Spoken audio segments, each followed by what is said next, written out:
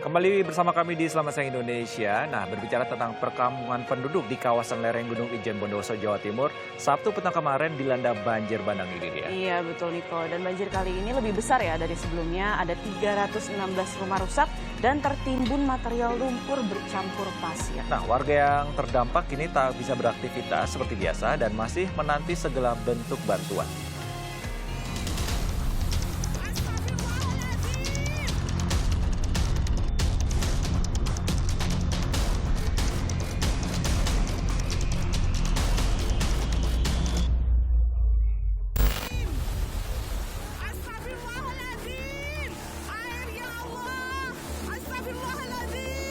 Akhir pekan kemarin, banjir bandang terjang permukiman warga di Kecamatan Ijen Bondowoso, Jawa Timur.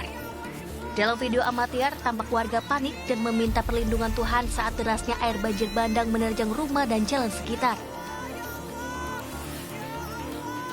Terjangan banjir kali ini terjadi di dua desa, yakni Desa Sempol dan Desa Kalisat Ijen.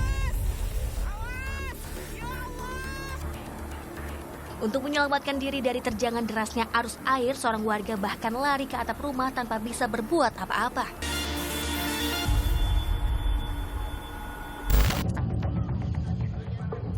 Titik terparah akan bencana ini berada di Desa Sempol. Di lokasi ini 26 rumah tertimbun material lumpur bercampur pasir, setinggi rata-rata 2 meter. Salah satu dampak terparah dialami Edi Monito. Kakek yang memiliki 4 anggota keluarga ini kini harus meratapi nasib karena seluruh isi rumahnya tertimbun material yang ikut terbawa banjir bandang. Di sini, waktu saya di sini, air dari sebelah barat masuk langsung gulung-gulung. Memang pernah terjadi sebelumnya Pak ya di sini ya? Iya, 2 kalinya. Nasib serupa juga dialami Mas Tuni. Nenek yang hanya tinggal seorang diri, seluruh perabotan rumahnya habis hanyut terbawa arus banjir.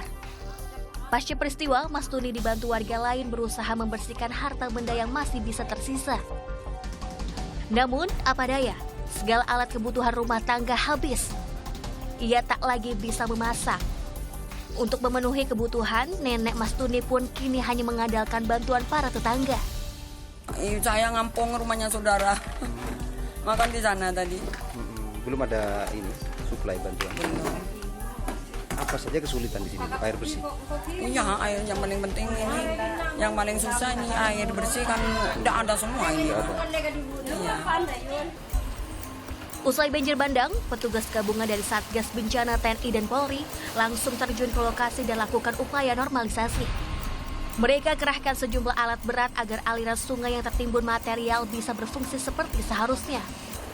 Berdasarkan asesmen petugas, terdapat 316 rumah warga terdampak banjir bandang ini. 26 diantaranya rusak berat, 69 rumah rusak sedang, sementara sisanya alami kerusakan ringan. Selain rumah warga, Sekolah Dasar Negeri 1 Sempol, Kecamatan Ijen Bondowoso menjadi salah satu bangunan terkena dampak paling parah saat banjir bandang terjadi Sabtu lalu. Hampir seluruh ruang kelas rusak. Bongkahan kayu besar bahkan ikut terbawa dan menyapu tembok sekolah berusia puluhan tahun ini. Dengan kondisi yang belum pulih, maka Dinas Pendidikan Bondowoso instruksikan sekolah agar sementara waktu terapkan sistem belajar di rumah masing-masing.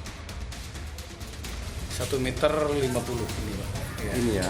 Memang arus utama air yang masuk ke sini gimana Pak? Arus utama itu jarak alur ke timur, setelah itu datang yang kedua itu langsung jebol yang pertama jebol yang utara itu Pak, setelah jebol yang utara yang selatan jebol, setelah itu datang lagi ke yang ini langsung menjebol lokasi perpustakaan ini langsung.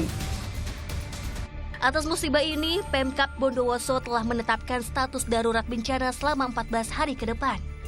Selain itu, Pemkab merencanakan langkah relokasi sejumlah tempat vital termasuk Sekolah Dasar Negeri 1 Sempol ke tempat yang lebih aman dan permanen.